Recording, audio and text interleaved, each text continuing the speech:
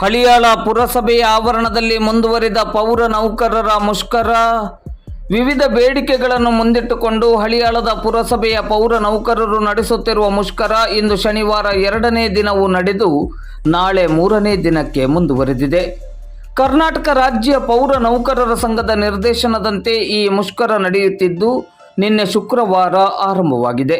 ಸಂಘದ ಪ್ರಮುಖ ಬೇಡಿಕೆಗಳಾಗಿರುವ ರಾಜ್ಯ ಸರ್ಕಾರಿ ನೌಕರರಿಗೆ ನೀಡುವ ಪ್ರತಿಯೊಂದು ಸವಲತ್ತುಗಳನ್ನು ಪೌರಸೇವಾ ನೌಕರರಿಗೆ ಪ್ರತ್ಯೇಕ ಆದೇಶವಿಲ್ಲದೆ ವಿಸ್ತರಣೆ ಮಾಡಬೇಕು. ರಾಜ್ಯದ ನಗರ ಸ್ಥಳೀಯ ಸಂಸ್ಥೆಗಳಲ್ಲಿ ದಿನಗೂಲಿ ಹಾಗೂ ಕ್ಷೇಮಾಭಿವೃದ್ಧಿ ಅಧಿನಿಯಮದಡಿ ಇರುವ ನೌಕರರನ್ನು ಕಾಯಂಗೊಳಿಸಬೇಕು. ನಗರಸಭೆಗಳಲ್ಲಿ 100% ಪೌರ ಕಾರ್ಮಿಕರನ್ನು ವಿಶೇಷ ನೇಮಕಾತಿಯಡಿ ನೇಮಕಾತಿ ಮಾಡಬೇಕು.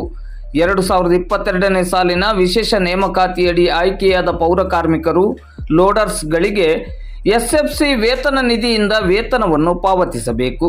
ನಗರ ಸ್ಥಳೀಯ ಸಂಸ್ಥೆಗಳಲ್ಲಿ ಕಾರ್ಯನಿರ್ವಹಿಸುತ್ತಿರುವ ನೀರು ಸರಬರಾಜು ನೌಕರರನ್ನು ವಿಶೇಷ ನೇಮಕಾತಿಯಡಿ ಪರಿಗಣಿಸಬೇಕು. ಪೌರಸೇವಾ ನೌಕರರಿಗೆ ಜ್ಯೋತಿ ಸಂಜೀವಿನಿ ಹಾಗೂ ನಗದು ರಹಿತ ಚಿಕಿತ್ಸಾ ಸೌಲಭ್ಯವನ್ನು ಕಲ್ಪಿಸಬೇಕು.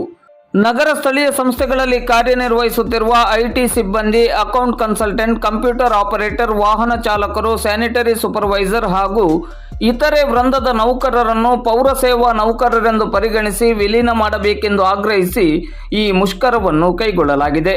ಮುಷ್ಕರವು ನಾಳೆ ಭಾನುವಾರಕ್ಕೂ ಮುಂದುವರೆದಿದೆ. ಮುಷ್ಕರದಲ್ಲಿ ಕರ್ನಾಟಕ ರಾಜ್ಯ ಪೌರಸೇವಾ ನೌಕರರ ಸೇವಾ ಸಂಘದ ಜಿಲ್ಲಾಧ್ಯಕ್ಷರಾದ ರಮೇಶ್ ಮಜುಕರ್, ಸಂಘದ ಹಳಿಯಾಳ ಘಟಕದ ಅಧ್ಯಕ್ಷರಾದ ಫಕೀರಪ್ಪ ಬಿ ಚಲುವಾದಿ, ಉಪಾಧ್ಯಕ್ಷರಾದ ಬೆಲ್ಲಪ್ಪ ಎನ್ ಹೊನ್ನೋಜಿ, ಕಾರ್ಯದರ್ಶಿ ಯಲ್ಲಪ್ಪ ಪಿ ತಳವಾರ್, ಖಜಾಂಚಿ ಪರಶುರಾಮ್ ಎಂ ಜುವೇಕರ್ ಹಾಗೂ ಸಂಘದ ಪ್ರಮುಖರಾದ ಫಯಾಜ್ ಗೋರಿಖಾನ್, ರಾಮಚಂದ್ರ ಮೋಹಿತ್, ಪರಶುರಾಮ್ ಜುವೇಕರ್, ರವಿ ಪಟ್ಟಿಹಾಳ್ ಹಾಗೂ ಸಂಘದ ಸದಸ್ಯರು ಭಾಗವಹಿಸಿದ್ದರು. 2ನೇ ದಿನದ ಮುಷ್ಕರವು ಇಂದು ಶನಿವಾರ ಸಂಜೆ 5:30 ಗಂಟೆಯವರೆಗೂ ನಡೆಯಿತು.